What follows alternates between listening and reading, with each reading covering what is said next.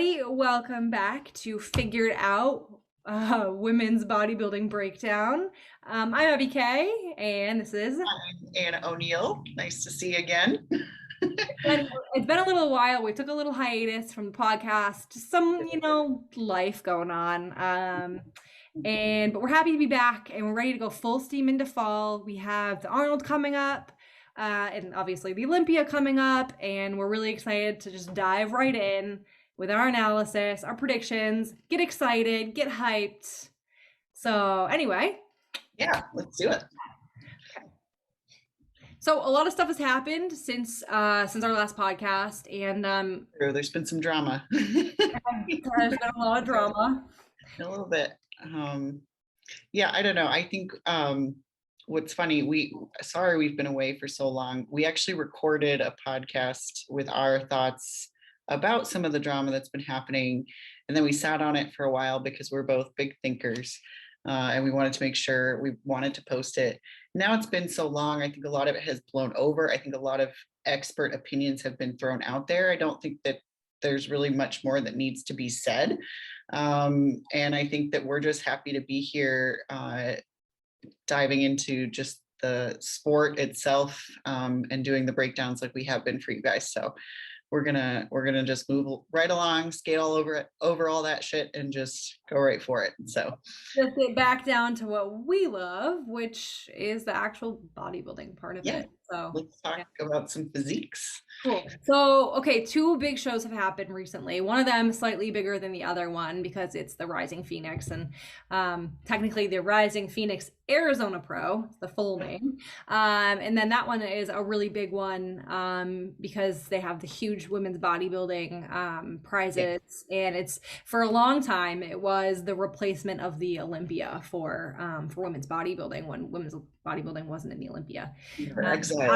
After it got unceremoniously dumped from the Olympia, this became like the big show or one of the biggest shows. So that's kind of an important one that we're going to talk about. But we also are going to talk about another really great show. It's the Linda Murray Savannah Pro, often just called the Savannah Pro.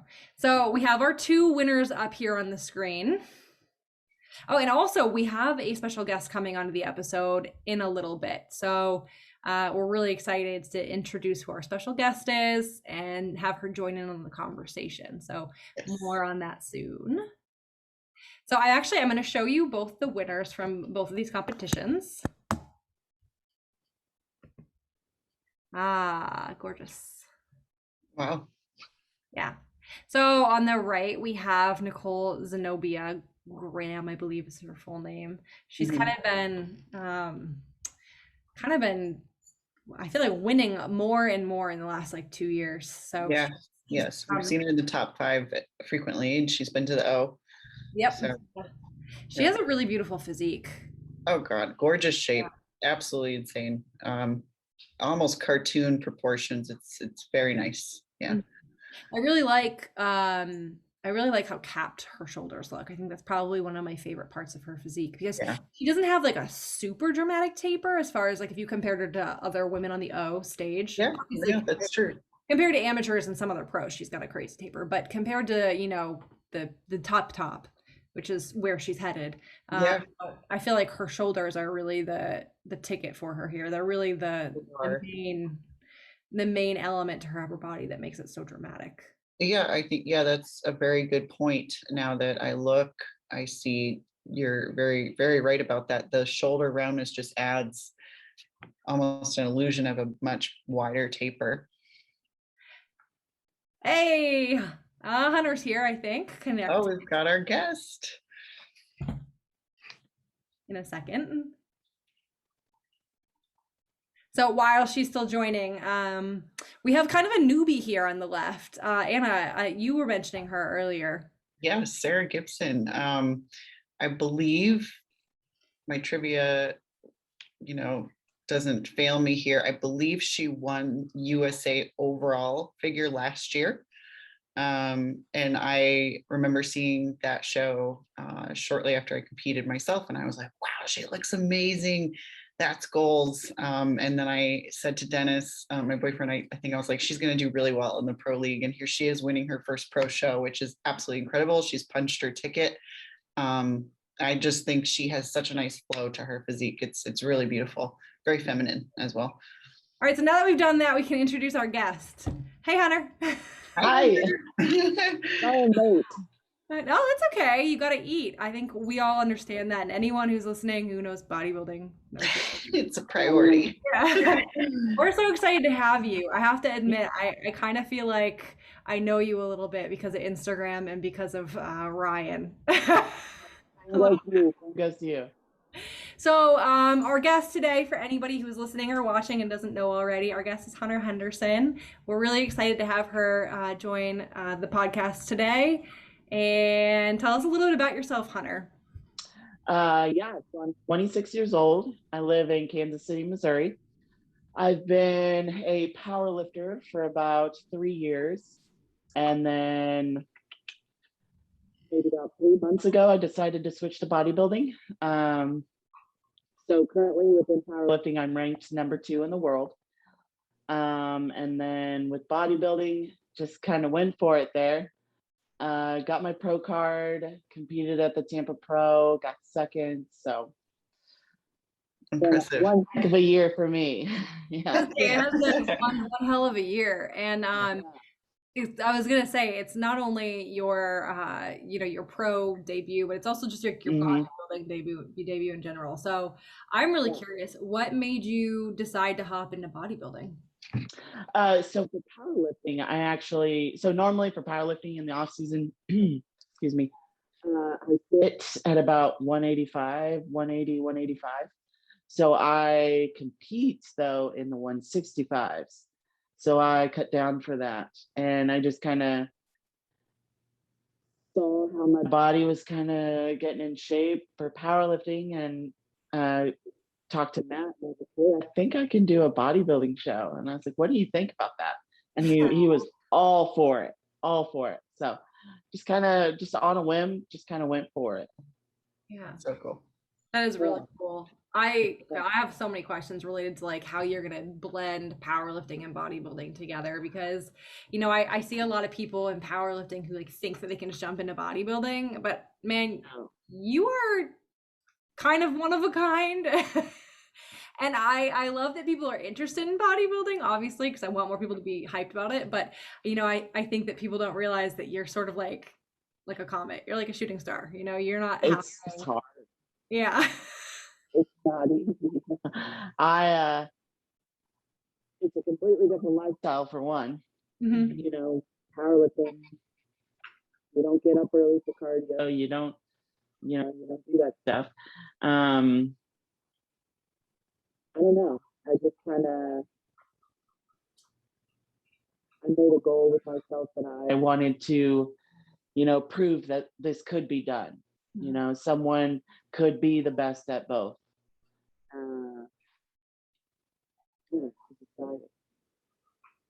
So how do you feel after your first year? Because obviously, you had a great year, but I'm curious what your plans are for 2022. Like, is it a powerlifting focus or a bodybuilding focus? So the plan for this year, we were shooting for Olympia. Obviously, that did not happen. So right now I'm doing an off season. I actually will go back into meet prep end of October for powerlifting. So I'm gonna flip back over. I have a meet in Miami in January, and then I plan to do another powerlifting meet in April, and then I'll go back to bodybuilding. Okay, cool. Now that you've seen yourself on stage, and obviously you did really well, but bodybuilding, one of the cool things about it that I think is cool anyway, is that you're constantly trying to be so much better than you were. Do you know what I mean? Yeah. I see people who are on the Olympia stage, and I'm like, what do they do in the off season? Like, what are they working on? So yeah, there to depending on who they are. Obviously some people I see on stage and I'm like, okay, you've got some work to do, but some people you don't see where the improvements need to be made. Now that you've actually gotten the leanest you could be this year on stage and seen aesthetically what you look like, what do you think your focus is? So from what I've been told, I need to work on adductors and just better tapers, so bigger arms, bigger shoulders. Matt, he was like, for having such a small frame, it's amazing that you can lift what you can. He's like, I would never guess looking at you right now that you could squat 650 pounds. Oh, let's talk about that just for a second. Before I bring up pictures of you, why don't you share, because most of the people listening are bodybuilding focused, so I would love for you to share what your stats are, not to get like bro focused on you, but Yeah. So with powerlifting, so I've competed raw and I've competed wrapped. And what's the difference for people that don't know? So raw is just basically a sleeve that goes over your knee. You typically can't squat as much as you can with compared to wraps. Wraps are very, very tight. You can usually squat about 100 to 150 more pounds than over your raw, usually, depending on how good you are with like the technique of them. Wow. So my raw squat is 534. I think there might be something covering your microphone. Your audio keeps getting a little fuzzy every now and then. Yeah. Really? Oh, it's your headphones maybe. Oh, your hair probably. Can you move the little mouthpiece closer to your face somehow? See if that'll work. Is that better? Yeah, that's a lot better. There you go. Okay, cool. Sorry about that. Okay. So my wrapped squat, I actually set the world record in that, is 650 pounds. That's no. impressive. Not bad. Yeah. Not bad. Yeah, not too shabby. I mean, not far off from what I do. I'd take it, I guess. Yeah. Oh my God, I would kill for that. I'm gonna be honest with you. I kill. Super awesome. Oh yeah. Yeah. That's nuts. Well, I do have pictures of you pulled up to share with everybody. Let's see. Yeah, let's do it. I'm like a novice screen sharer. I'm not that great at it. I'm also not great at interviewing people. So. I don't even know how to do that. So. You're better than I would be, Abby. So thank God you do that part of this podcast. There we go. There she is. I agree with the adductors. I have some thoughts about your physique because I love your. Let's hear it. Oh, let's hear it. Want to hear it? I have to say. So I think like 100% adductors and shoulders. I probably should have said all this before. Yep.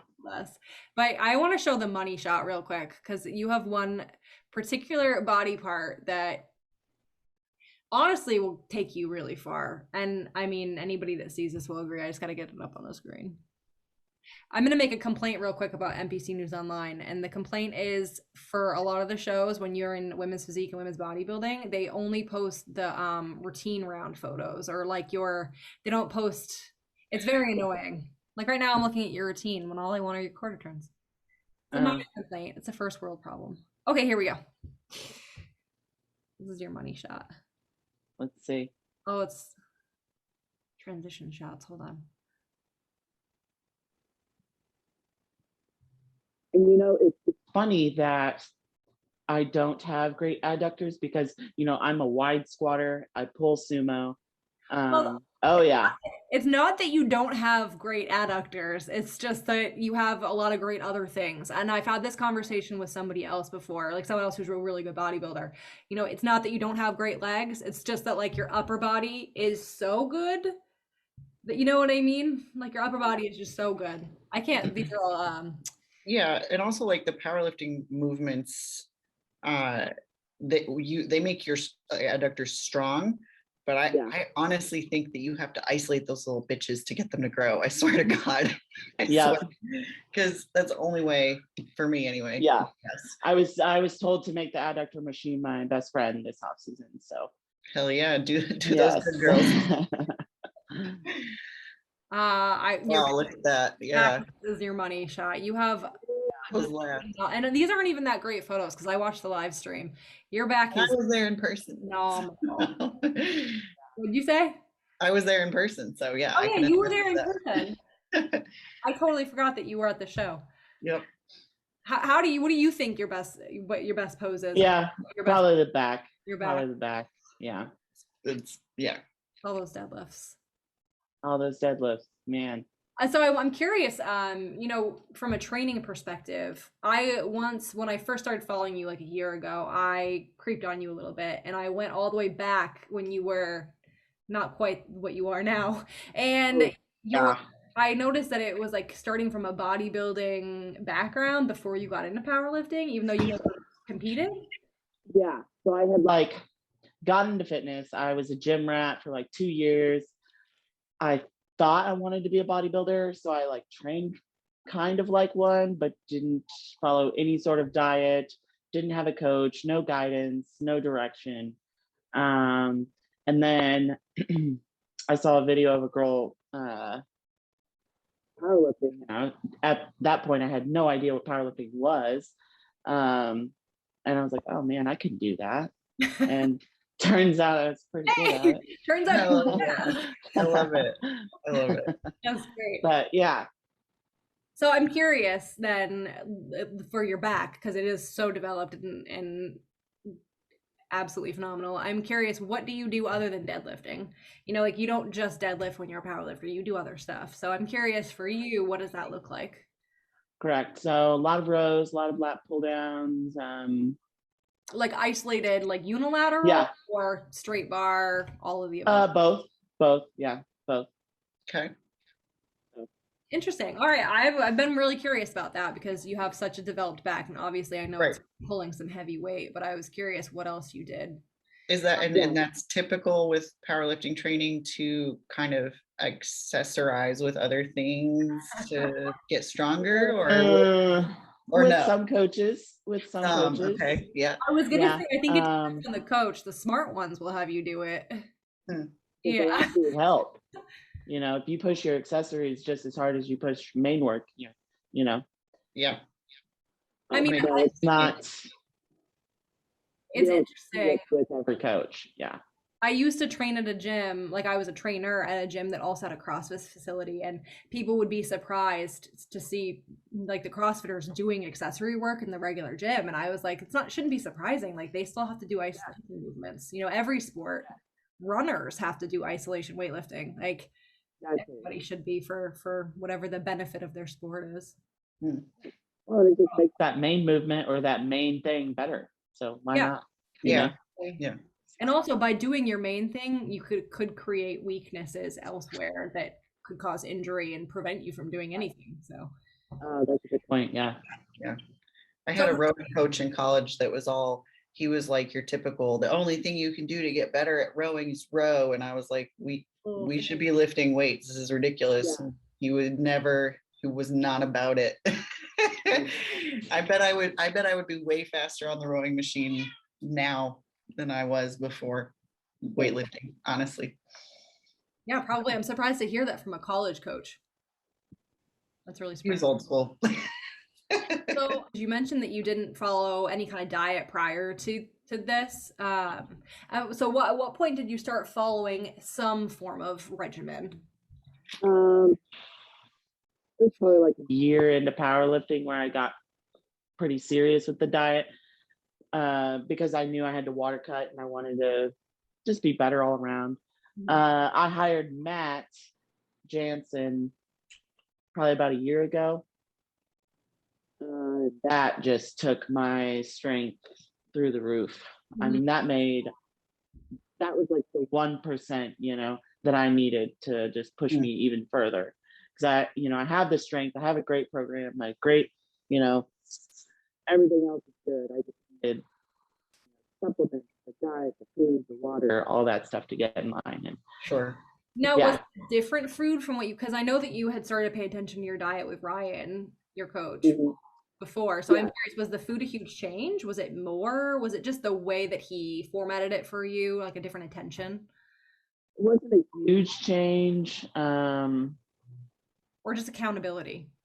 Yeah, I'd probably say more accountability. Yeah. That's always, that's how it is for me too. My boyfriend pushed me my first season. Yeah. Yeah. And I mean, I Ryan was was accountable like to him because open. I didn't want to let him down, but at the same time, it is different when you have somebody else, you know. Yeah. It's really different. Now I have like our best friend doing it, but still, it's a change. And the fact that I have to like take pictures, because even as a power lifter, like you would have me check in every week, take pictures. Like I think that helped too, because with Ryan, and this is no offense to him, but it was just like he gave me the diet and I just went. And it was kind of open, free to interpretation. I could add this in whereas with Matt, it's like, hey, you're eating this many grams of this and this many grams of this. And Yeah. so fuck this up. Yeah. I had a similar experience myself.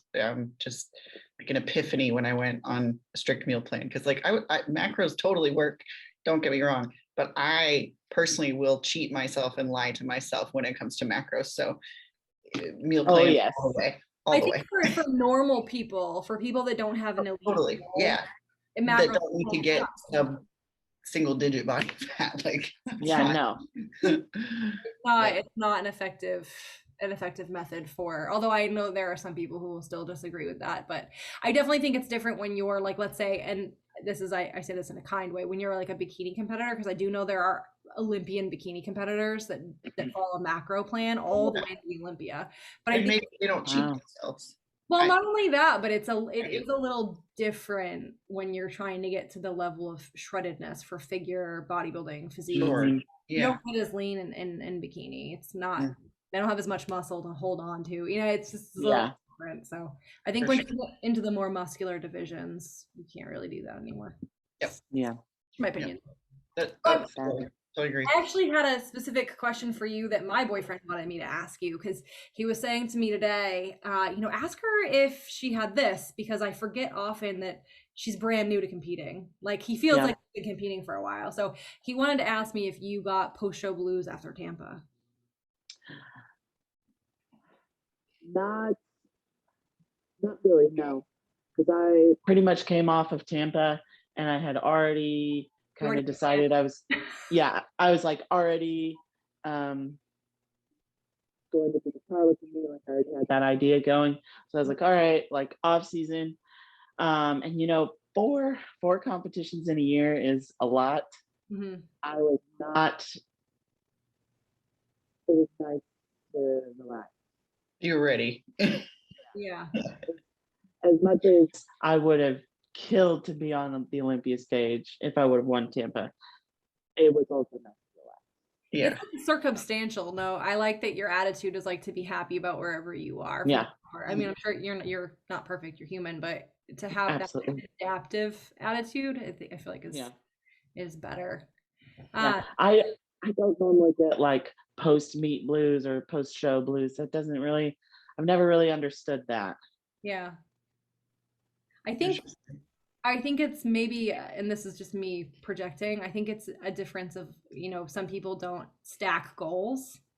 Yeah. I mean, and when you stack goals or you always have something that you're working toward, it makes it like a little bit easier to leave stuff behind. Do you know what I mean? Yeah. Yeah. Or goals in a different area, like you have 2 sports, you have a career, like, you know what I mean? Yeah. So. Yeah, I guess this year it was a lot easier for me because I decided to take my off season like just as seriously as a prep. So it wasn't as hard coming out of prep because I still have something to work hard on. I think that's where post show blues come in, is when you feel that like lost what now feeling. The what now feeling. Yeah. And you both turned pro this year. Sheesh. Oh, congrats. Thanks. Thank you. Yeah, Anna turned pro in figure at Universe. So wonderful. That's awesome. And she's been at it for a while too. So yeah, I had the opposite experience as you. Like multiple rounds, like close every time, like frustrating. But okay, so I've seen a couple people where it's like, man, they've been doing all these competitions and they're this freaking close. Yeah. How do you keep your mental game? You know what? How do you like keep the mental game? Yeah. Did you ever like get discouraged? Yes, there was a time, and I think I even texted Abby about this. I was like, I'm pretty sure the judges just don't like me. there's something about my face. They don't like me. Like, I mean, like I would go there with it. Like, I was like, why can't, because I had 2 or 3 shows where I was 1 spot away from turning pro. And then I was getting like really frustrated. I was like, this sucks. But I think for me, I decided to just understand that bodybuilding, you're gonna have super low lows and you're gonna have super high highs, and it's a subjective sport. So at the end of the day, a couple human beings sitting on that table, like deciding whether they like your physique better than someone else's, and everyone's built so freaking differently. Like, even though we're all shredded and muscular, our structures are so different, and like you're just gonna have good and bad days. And I just accepted that at some point. Yeah. I think for me, I don't think I've ever liked my body as much as I like it when I'm like, since starting bodybuilding. And I don't just mean like shredded, but you know, full year round, really appreciating my body way more than I ever did when I was younger. I remember I used to hate like having big legs or a big frame. I feel like I was always kind of a bigger girl. And you know, I for a lot of people have an experience where I feel like bodybuilding might make them have a heightened awareness of, you know, the negative aspects of their body. But for me, it's had the complete opposite effect. Like, I love myself like so much. I love being big. I love having muscles. I love moving heavy weight. Love being shredded. Love being thick. Like, I really do love all seasons of it. That's awesome. That's awesome. You know, but so I for you, it's more than competing. Yeah. It's something bigger than competing, even. Yeah. Mental game. Yeah. Well, I do wonder about, you know, there are people who have such a negative relationship with food and their body after bodybuilding, or, you know, they do a show or they even do a few shows and it turns into this really negative spiral. I'm not really sure. I've seen it happen, but I've also seen people cure their eating disorders by focusing on being strong and making gains. So it's like, I don't know. I don't think the sport itself could be blamed one way or the other. No, it's super. I would agree. Yeah, I would agree. I think it's individual based, and you know how their mental health is, and you know their relationship with themselves. I don't think it's a sport that. I mean, I think it's given me some issues, but it's also given me a lot more positives than negatives. Yeah. If that's fair. I've seen both sides of it. So probably. After camp, I had like come home, you know, and there's one night I had like 2 PDX cookies, and I literally I felt so freaking guilty. And I texted Matt right away and I was like, hey, I ate these cookies. I'm so sorry. And I was like, I like took a second, and he was like, Hunter, he's like, you just competed 4 times in a year. He's like, you're human. Yeah. Yes. That's such a good story. You're right. I feel like we've all had one of those moments. Yeah. Yeah. So it did make me feel like a little funny at first, like coming out of the shows, but now I'm like, heck yeah, I'm thick again. I love it. Lifting heavier weight. Like, yes. It's just an adjustment to like the new goal. Okay, now the goal is to be thick, not shredded. Like, if you have to totally do a 180 in your brain, it's hard. And appreciate the thick, like what gets thick too. Like, maybe you have a booty, maybe you have boobs again. Like, can we talk about this? Yeah. Because I did not realize that it would be this way. I like so flat. But gone. Yeah, literally gone. It had, like gone. And then now it's like bigger than it was before. Yep. That's a perk. It's that rebound booty. I love it.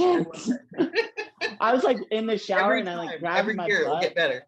Every year it'll get better. I swear to God. I'm genuinely surprised. I didn't know it would be like this. Were you a little disappointed in prep when you didn't have a booty? I know that you were super goal oriented and you win, but like, I get a little disappointed when I'm wearing a pair of pants and I don't have a booty. Yeah. Oh, I do. I mean, winning. I would, like, play in the tanning bed and it'd be like bone on freaking thing and God. like no cushion. I'm like, what the hell? I hate that shit. So you we've talked about all like the I'm gonna say like the deeper bro stuff about bodybuilding, but how did you appreciate like the girly parts, like getting in the makeup, the hair, and the suit? I love it. You know, it is expensive. It is very expensive, but it's also like a part of the experience, and I freaking love it. Oh, Yeah. I love it. So for powerlifting, I would actually like competitions. I'll like go and get my hair done. I've never gotten my makeup done, but I might do that now. Maybe now. Feel But good, yeah, look love good, it. well. Exactly. Yes, I absolutely love it. Loved it. That's great. I love hearing that. I like the girly aspect of it too, and I think We do, because we never do it. I feel like. I don't know. I'm speaking for myself, but like No, I'm with you. I sweaty, don't. yeah. I shampoo. My hair always looks like this. Like This is day 4. So like, I actually wash come my hair yesterday. I wash it once a week, so that's why it's down. there you go. on. There you go. But yeah, I like the sort of fighting nature of like this super muscular woman kind of like defying normalcy with all the makeup and stuff. Do you know what I think mean? it's great. Like Yeah. glam, muscle. I love it. We're muscle Barbies. We get to be muscle Barbies for a day. It's great. I love it. You ever get any like negative feedback about how muscular you are?